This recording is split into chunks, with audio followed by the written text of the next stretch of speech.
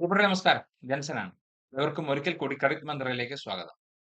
ഭവന വായ്പയുമായി ബന്ധപ്പെട്ടും വിവിധ വായ്പാ പദ്ധതികളുമായി ബന്ധപ്പെട്ടും നമ്മുടെ സർക്കാരുകളുടെയും നമ്മളുടെ നാട്ടിലെ ഷെഡ്യൂൾഡ് ബാങ്ക്സ്, ഗവൺമെന്റ് ബാങ്ക്സ്, എൻബിഎഫ്സികള്, പ്രൈവറ്റ് ബാങ്ക്സ് തുടങ്ങിയവരുടെയും പോളിസികളും പ്രോസസ്സുകളും സത്യസന്ധതയോടുകൂടി സുതാര്യമായിട്ട് ജനങ്ങളിലേക്ക് എത്തിക്കുന്ന ചാനലാണ് ക്രെഡിറ്റ് മന്ത്ര എന്ന് പറയുന്നത്.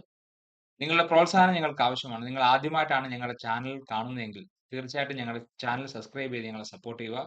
എല്ലാവർക്കും നന്ദി പറയുന്നു. നമുക്ക് വീഡിയോയിലോട്ട് കടക്കാം. പ്രിയപ്പെട്ടവരെ നമസ്കാരം. ജെൻസനാണ്. ഏവർക്കും ഒരിക്കൽ കൂടി ക്രെഡിറ്റ് മന്ത്രയിലേക്ക് സ്വാഗതം. ഇന്ന് നമ്മൾ എടുത്തിരിക്കുന്ന സബ്ജക്ട് എന്ന് പറയുന്നത് സെല്ലർ ബാലൻസ് ട്രാൻസ്ഫർ എന്താണെന്നുള്ളതാണ്.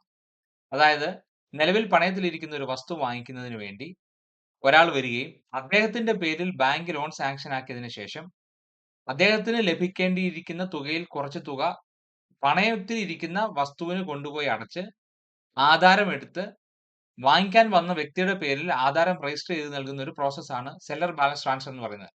ഇതിന് സമാനമായ ഒരു പ്രോസസ്സാണ് ടേക്ക് ഓവർ ടോപ്പ് അപ്പ് എന്ന് പറയുന്നത്. ടേക്ക് ഓവർ ടോപ്പ് അപ്പിൽ ഉടമസ്ഥാവകാശം മാറാതെ തന്നെ അഡീഷണൽ തുക മറ്റൊരു ബാങ്കിലോട്ട് നിലവിലിരിക്കുന്ന ആധാരം എടുത്ത് വെച്ചിട്ട് നമുക്ക് എടുക്കാൻ സാധിക്കും. എന്നാൽ സെല്ലർ ബാലൻസ് ട്രാൻസ്ഫർ കേസസിൽ ഉടമസ്ഥാവകാശം മാറും. വാങ്ങിക്കാൻ വരുന്ന വ്യക്തി, പണയത്തിലിരിക്കുന്ന വ്യക്തി, ഇങ്ങനെ 2 വ്യക്തികൾ വന്നിട്ട് ഇവർ തമ്മിലുള്ള ഒരു കച്ചവടത്തിന് ബാങ്ക് സപ്പോർട്ട് ചെയ്യുന്ന ഒരു പ്രോസസ്സാണ് സെല്ലർ ബാലൻസ് ട്രാൻസ്ഫർ എന്ന് പറയുന്നത്. അപ്പൊ ഇതിനെക്കുറിച്ചാണ് ഇന്ന് നമ്മൾ ഡീറ്റെയിൽ ആയിട്ട് വീഡിയോയിലൂടെ പരിശോധിക്കുന്നത്. ഏവർക്കും ഒരിക്കൽ കൂടി സ്വാഗതം പറയുന്നു. നമുക്ക് വീഡിയോയിലോട്ട് കടക്കാം. സെല്ലർ ബാലൻസ് ട്രാൻസ്ഫറുമായി ബന്ധപ്പെട്ട് പോളിസികളും പ്രോസസ്സും മനസ്സിലാക്കുന്നതിന് മുമ്പായിട്ട് ഒരു ഉദാഹരണം പറഞ്ഞു തുടങ്ങാമെന്ന് ഞാൻ വിചാരിക്കുന്നു. ഉദാഹരണം എന്ന് പറയുന്നത് ₹1,00,00,000 മൂല്യമുള്ള എന്റെ ഒരു പ്രോപ്പർട്ടി ഞാൻ 50,00,000 രൂപയ്ക്ക് ഫെഡറൽ ബാങ്കിൽ പണയം വെക്കുന്നു. 50,00,000 രൂപയ്ക്ക് പണയം വെച്ചതിന് ശേഷം എനിക്ക് കൃത്യമായിട്ട് ആ ലോൺ തിരിച്ചടയ്ക്കാൻ സാധിക്കാതെ വരികയും ആ വസ്തു ജപ്തി നടപടികളുമായി ബന്ധപ്പെട്ട് ഫെഡറൽ ബാങ്ക് മുന്നോട്ട് പോവുകയും ചെയ്യുമ്പോൾ നമ്മളെ ഇൻഫോം ചെയ്യുന്നു. നിലവിൽ മുതലും പലിശയും കൂടെ കൂടി 60,00,000 രൂപ എനിക്ക് അവിടെ അടയ്ക്കേണ്ടി വരുന്ന ഒരു സാഹചര്യത്തിൽ ഞാൻ ആ വസ്തു വിൽക്കാൻ തീരുമാനിക്കുന്നു. ഈ വസ്തു വാങ്ങിക്കാൻ വേണ്ടി ഒരാള് വരുന്നു. ഞാനും വാങ്ങിക്കാൻ വന്ന വ്യക്തിയും തമ്മിലുള്ള കരാർ എന്ന് പറയുന്നത് ₹1,00,00,000 ഈ പ്രോപ്പർട്ടി വിൽക്കാമെന്നാണ്. എന്നാൽ ഈ വിൽക്കാൻ വരുന്ന വ്യക്തിക്ക് ആധാരം രജിസ്റ്റർ ചെയ്ത് കൊടുക്കണമെന്നുണ്ടെങ്കിൽ ഈ 50,00,000 പ്ലസ് പലിശയോടെ 10,00,000 കൂടെ ചേർത്ത് 60,00,000 രൂപ ഫെഡറൽ ബാങ്കിൽ അടച്ചാലേ അവർ ആധാരം നമുക്ക് തരത്തുള്ളൂ. ഇങ്ങനെയുള്ള ഒരു കേസിൽ ഈ വാങ്ങിക്കാൻ വന്ന വ്യക്തി സ്റ്റേറ്റ് ബാങ്ക് ഓഫ് ഇന്ത്യയിൽ ലോണിന് അപേക്ഷിക്കുകയും അദ്ദേഹത്തിന് ഒരു 80,00,000 രൂപ എസ്ബിഐ ലോൺ സാങ്ഷൻ ആക്കി നൽകുകയും ചെയ്യുമ്പോൾ എന്നതിന് ശേഷം ആ 80,00,000ത്തിൽ 60,00,000 രൂപ state bank of India federal ബാങ്കിൽ കൊണ്ടുപോയി അടച്ച് ആധാരം അവരെടുത്തതിന് ശേഷം ഇദ്ദേഹത്തിന്റെ പേരിൽ വാങ്ങിക്കാൻ വന്ന വ്യക്തിയുടെ പേരിൽ ആധാരം രജിസ്റ്റർ ചെയ്ത് നൽകുകയും ബാക്കി എനിക്ക് കിട്ടേണ്ട 20,00,000 രൂപയും പ്ലസ് വസ്തുവിന് ഉടമസ്ഥന് നൽകേണ്ട 20,00,000 അങ്ങനെ 40,00,000 രൂപയും കൂടെ തന്ന് ആധാരം രജിസ്റ്റർ ചെയ്ത് കൊടുക്കുന്ന ഒരു പ്രോസസ്സാണ് സെല്ലർ ബാലൻസ് ട്രാൻസ്ഫർ എന്ന് പറയുന്ന പ്രോസസ്സ്. ഇതിന്റെ ഡീറ്റെയിൽസ് എന്തൊക്കെയാണെന്ന് നമുക്ക് നോക്കാം. സെല്ലർ ബാലൻസ് ട്രാൻസ്ഫറുമായി ബന്ധപ്പെട്ടുള്ള പോളിസികളും പ്രോസസ്സും എന്തൊക്കെയാണെന്ന് നമുക്ക് നോക്കാം. ഏതുതരം ലോൺ എടുത്ത വ്യക്തിയാണെങ്കിലും പ്രത്യേകിച്ച് മനസ്സിലാക്കേണ്ട ഒരു കാര്യം വസ്തു പണയം വെച്ച് ലോൺ എടുക്കുക അല്ലെങ്കിൽ ഈട് നൽകി ലോൺ എടുത്തവർക്കാണ് ഈ പ്രോസസ്സ് കൊണ്ട് പ്രയോജനമാകുന്നത്. ആ ലോൺ എടുത്ത് അടവ് തെറ്റിയതിന് ശേഷം കൃത്യമായി തിരിച്ചടയ്ക്കാൻ സാധിക്കാതെ വരുന്നവർക്ക് ഈ പോളിസി കൊണ്ട് തീർച്ചയായിട്ടും ഉപകാരപ്രദമാണ്. മറ്റെന്തെങ്കിലും കാരണത്താൽ വീട് വിൽക്കാൻ ശ്രമിക്കുന്നവർക്ക്, പണയത്തിലിരിക്കുന്ന വീട് വിൽക്കാൻ ശ്രമിക്കുന്നവർക്കും ഈ പോളിസി കൊണ്ട് പ്രയോജനമാണ്. ലോൺ നിലവിൽ ഇരിക്കുമ്പോൾ തന്നെ വസ്തു വിൽക്കാൻ ശ്രമിക്കുന്നവർക്കാണ് പ്രധാനമായിട്ടും സെല്ലർ ബാലൻസ് ട്രാൻസ്ഫർ കൊണ്ടുള്ള ഉപകാരമാകുന്നത്. നിലവിൽ ബാങ്കിലുള്ള കുടിശ്ശിക അടച്ച ആധാരമെടുത്ത് വസ്തു വാങ്ങാൻ വന്ന വ്യക്തിയുടെ പേരിൽ ആധാരം രജിസ്റ്റർ ചെയ്ത് നൽകും. ബാങ്കിൽ അടച്ച തുകയുടെ ബാക്കി വസ്തുവിന്റെ ഉടമസ്ഥന് നൽകുകയും ചെയ്യും വിൽപ്പന കരാർ അനുസരിച്ച്. ഈ ഒരു പോളിസിയാണ് പ്രധാനമായിട്ടും സെല്ലർ ബാലൻസ് ട്രാൻസ്ഫർ എന്ന് പറയുന്നത്. സെല്ലർ ബാലൻസ് ട്രാൻസ്ഫറുമായി ബന്ധപ്പെട്ട് എടുത്തു പറയേണ്ട കുറച്ച് കാര്യങ്ങളൊന്ന് പറയുകയാണ്. ഇത് നിങ്ങൾ മനസ്സിലാക്കി അതനുസരിച്ചിട്ട് വേണം ഇതും പ്രകാരം ലോൺ ആപ്ലിക്കേഷൻ കൊടുക്കാൻ. ജപ്തി നടപടികൾ നേരിട്ടതിന് ശേഷം പൊസഷൻ സർട്ടിഫിക്കറ്റ് ഏറ്റെടുത്ത് കഴിഞ്ഞു കഴിഞ്ഞാൽ പിന്നീട് സെല്ലർ ബാലൻസ് ട്രാൻസ്ഫർ എന്ന് പറയുന്ന പോളിസി പ്രകാരം അല്ലെങ്കിൽ ഈ പ്രൊഡക്റ്റ് പ്രകാരം ലോൺ കിട്ടാനുള്ള സാധ്യത വളരെ കുറവാണ്. കൈവശം ഏറ്റെടുത്ത ബാങ്ക് തന്നെ പിന്നീട് ലോൺ നൽകാൻ തയ്യാറായെങ്കിൽ മാത്രമാണ് ഈ വസ്തു വാങ്ങിക്കാൻ ചെല്ലുമ്പോൾ നമുക്ക് ലോൺ കിട്ടാൻ സാധ്യതയുള്ളൂ.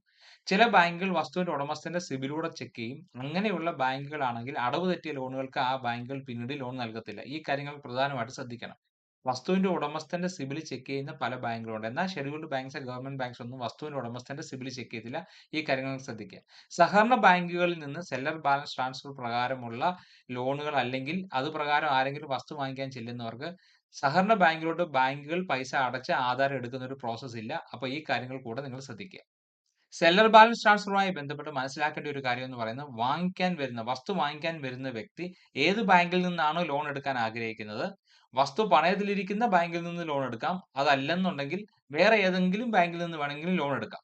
അങ്ങനെ എടുക്കുന്ന സമയത്ത് അദ്ദേഹത്തിന്റെ വരുമാന സംബന്ധമായ മുഴുവൻ ഡോക്യുമെന്റുകളും ലോണിന് ആപ്ലിക്കേഷൻ കൊടുക്കുന്ന ബാങ്കിൽ കൊടുത്തതിന് ശേഷം മാത്രമേ അവർ ലോൺ സാങ്ഷൻ ആക്കത്തുള്ളൂ. ഉദാഹരണം പറഞ്ഞാൽ സാലറി സർട്ടിഫിക്കറ്റ്, ബാങ്കിന്റെ സ്റ്റേറ്റ്മെന്റ്, എൻആർഐ ആണെങ്കിൽ സാലറി സർട്ടിഫിക്കറ്റ്, ബാങ്കിന്റെ സ്റ്റേറ്റ്മെന്റ്, പാസ്പോർട്ടിന്റെ ഡീറ്റെയിൽസ്, ഗൾഫിൽ സാലറി വരുന്ന അക്കൗണ്ടിന്റെ ഡീറ്റെയിൽസുമായി ബന്ധപ്പെട്ട ഡോക്യുമെന്റ്, അങ്ങനെയുള്ള ഡോക്യുമെന്റുകളെല്ലാം നിങ്ങൾ അവിടെ കൊടുക്കാൻ സാധ്യമാകണം. അതേപോലെ തന്നെ ബിസിനസ്സുകാരാണെന്നുണ്ടെങ്കിൽ ഐടിആറും അതുമായി ബന്ധപ്പെട്ട അനുബന്ധ ഡോക്യുമെന്റുകൾ നിങ്ങൾ കൊടുക്കാൻ തയ്യാറാവണം. അപ്പം ക്രെഡിറ്റ് സംബന്ധമായ ഡോക്യുമെന്റുകളെല്ലാം നിങ്ങളുടെ കയ്യിലുണ്ട്. നിങ്ങളുടെ വരുമാനം കൃത്യമായിട്ട് ബോധ്യപ്പെടുത്തിയാൽ മാത്രമാണ് ബാങ്കുകൾ നിങ്ങൾക്ക് ലോൺ സാങ്ഷൻ ആക്കി തരുന്നത്.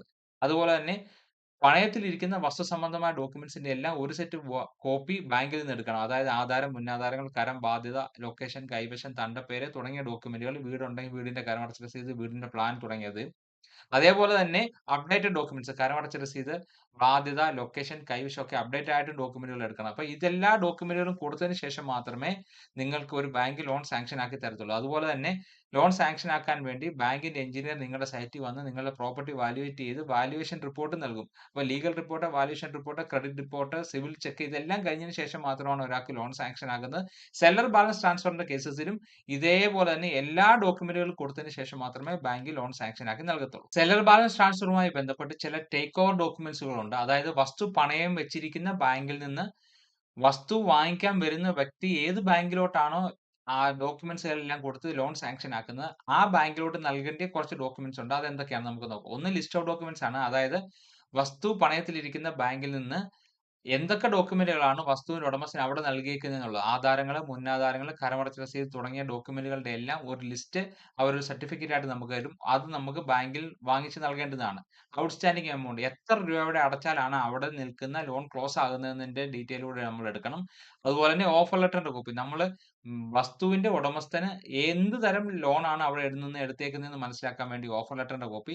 അതേപോലെ തന്നെ ഒരു സെറ്റ് ഡോക്യുമെന്റ് ആധാരങ്ങള്, മുന്നാധാരങ്ങള്, കരമടച്ച രസീത് തുടങ്ങിയ ഡോക്യുമെന്റുകളുടെ എല്ലാം ഒരു സെറ്റ് കോപ്പിയുടെ സീലോട് കൂടിയത് കൂടെ നമ്മള് വസ്തു പണയത്തിലിരിക്കുന്ന ബാങ്കിൽ നിന്ന് എടുത്ത് ലോൺ സാങ്ഷൻ ആക്കുന്ന ബാങ്കിലോട്ട് നൽകേണ്ടതുണ്ട്. അപ്പൊ ഈ കാര്യങ്ങൾ കൂടെ നിങ്ങൾ ശ്രദ്ധിക്കുക. വസ്തു സംബന്ധമായ ഡോക്യുമെന്റ് എന്തൊക്കെയാണെന്ന് കൂടെ നമുക്ക് വളരെ പെട്ടെന്ന് നോക്കാം. ആധാരം, അതുപോലെ തന്നെ മുന്നാധാരങ്ങൾ മിനിമം 13 വർഷത്തെങ്കിലും കാണാൻ സാധിക്കണം.